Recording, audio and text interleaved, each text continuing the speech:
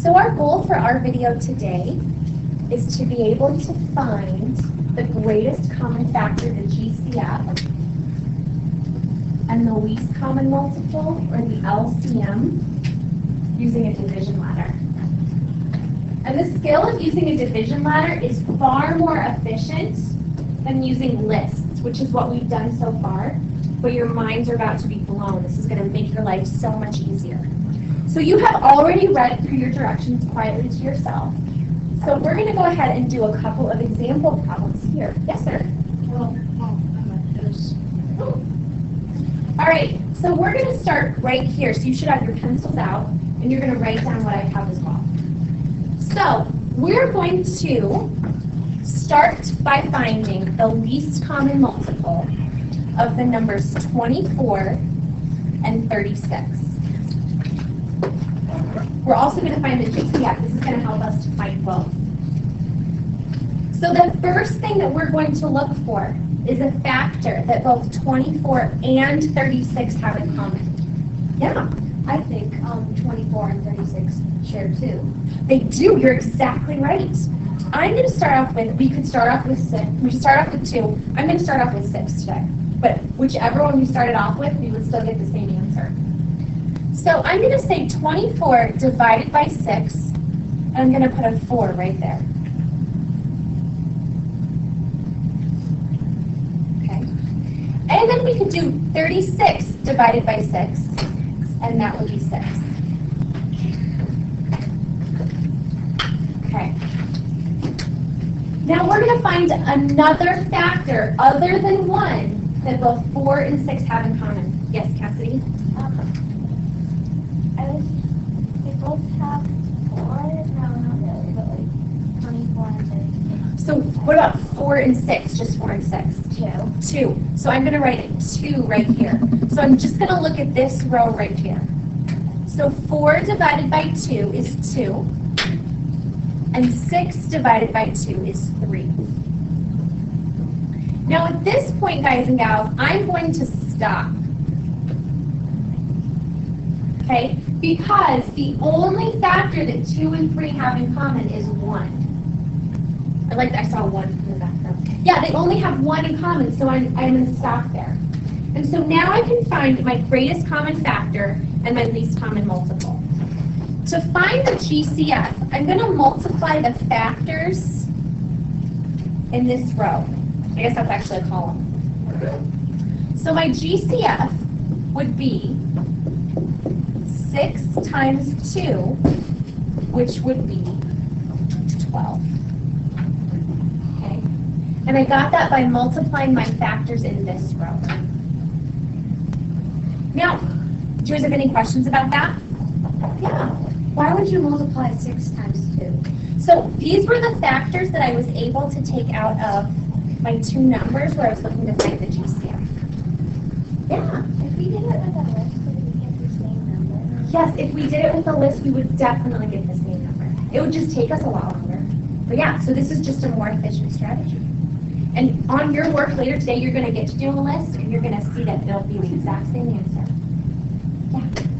What if you have more than 2 numbers to just add up those like 3 or 4? You would multiply that together. Yeah, absolutely. So like over here, we also did 24 and 36, but instead of starting with 6, we started with 2. Okay, but notice that if we multiply these together and do 2 times 3 times 2, okay, so thinking about our GCF, we do 2 times 3 times 2, we would still get 12. So it doesn't matter which factors you take out, it doesn't matter the order, we'll still get the same answer if we've done it accurately. Yes? Is it more efficient to start with a bigger number? Or? It is more efficient to start with a larger number. So here we started with 2, and we had 1, 2, 3, 4 numbers we took out. Over here, we started with 6, and so we had less. The big thing over here, guys, do you notice when you take out 1, when you find 1 as a factor, your numbers stay the same? Okay? So if 1 is your only factor, then you're finished. Yeah, Harrison. Okay, so I noticed that on our first chart we stopped at, in our second chart that we made, we stopped at 3 because the only common what they had is 1, and so The common factor? Yeah. So I saw that they did that on the first one, but why did they keep going to 1? That's a good question. We wanted to show you guys that when 1 is the only factor that you have in common, your last 2 rows will be the same. So it won't make a difference. Because when you multiply by 1, your answer will still be the same. You guys have great questions. Emma, did you have a question? Oh, cool. Awesome. So now we're going to find the least common multiple, or the LCM.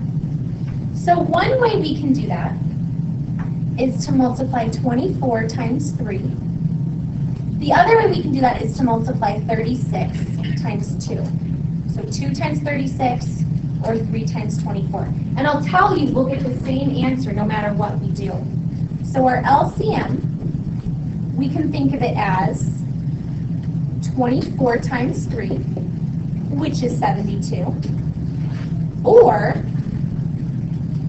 36 times 2, which is also 72. And look, that's exactly what we got in these example problems, even though we took out factors, different factors, and in a different order. Yeah. What if you did 6 times 2 times 2 times 3? So, another way we can find the least common multiple, if you want to, is you can make an L shape. It's going this way. And you could do 6 times 2, which is 12, times 2, which is 24, times 3, which is 72. And you could do it that way as well. So you have 3 different options for how you can find the least common multiple with the division ladder.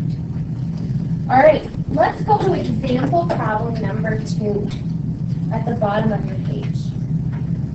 So we want to find the GCF and the LCM of 45 and 72. So we started by putting 45 and 72 in a division ladder.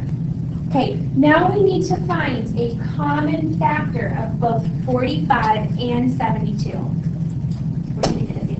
9. All right, let's go for it. So Izzy wanted to do 9. All right.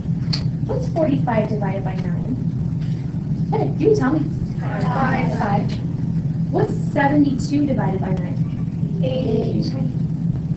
Wait, no, here's the deal. 5 and 8 don't have any common factors, except for 1. So that means that we're finished. So in this case, our GCF is just going to be 9.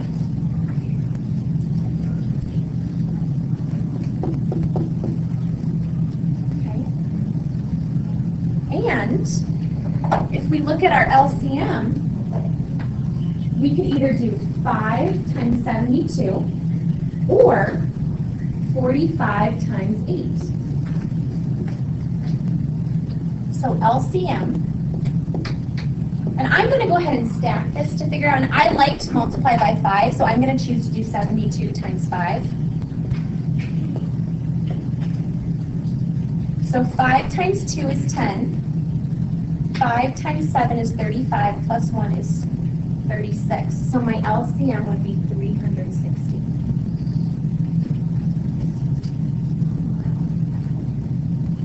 Good clap.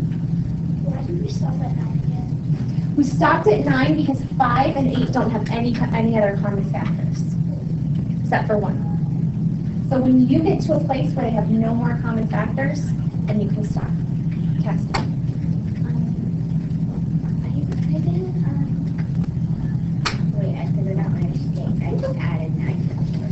Okay. So guys, you do not need to write this down in your notes, but I do want you to watch this. Okay? So I'm going to erase, but you can just watch right now. So, you guys previously started with 9 as your common factor. Let's say that you instead picked 3 as your common factor. Okay? So, the first thing that I'm going to do is I'm going to think about 45 divided by 3, and that's 15. Then I'm going to do 72 divided by 3. Does anyone know 72 divided by 3?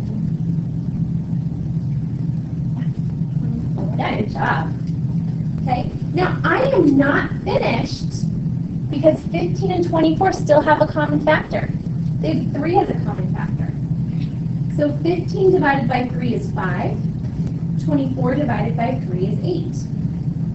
Okay, 5 and 8 don't have any common factors, so I'm finished. To get the GCF, I'm going to multiply what's on this side. So 3 times 3 is 9. Okay, to get my, so if I do GCF, it's 3 times 3, which is 9. That's what I got previously. And then my LCM here, I can either do 5 times 72 or 45 times 8. I already solved 72 times 5 over here. So my LCM would be 360. All right. So just one more time, it doesn't matter the factors that you choose. It doesn't matter the order as long as you're accurate, but you'll get the same answer.